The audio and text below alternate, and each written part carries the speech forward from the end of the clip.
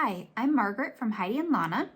Today I'm going to show you how to do a slip-slip knit, which is a type of decrease, and it's abbreviated SSK. So to begin the SSK, we're going to go into the next stitch on our left needle, knitwise. So insert it just like as if you were going to knit the stitch, but instead of knitting it, we're just going to slip it over to the right needle.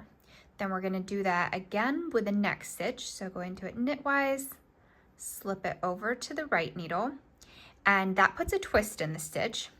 Now we're going to insert the left tip into the front of those two slip stitches and knit them together. So wrap our yarn around, pull it through, and then slide those two stitches off.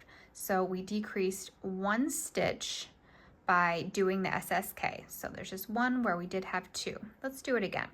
So slip as if to knit, slip as if to knit, insert the left tip into the front of those two stitches and knit them together. And that produces a left leaning decrease. I'm not sure if you can really see here, but that is the way that those stitches will lean. Thanks so much for watching. You can find me on Ravelry, Instagram, and Facebook, all under Heidi and Lana. Happy knitting!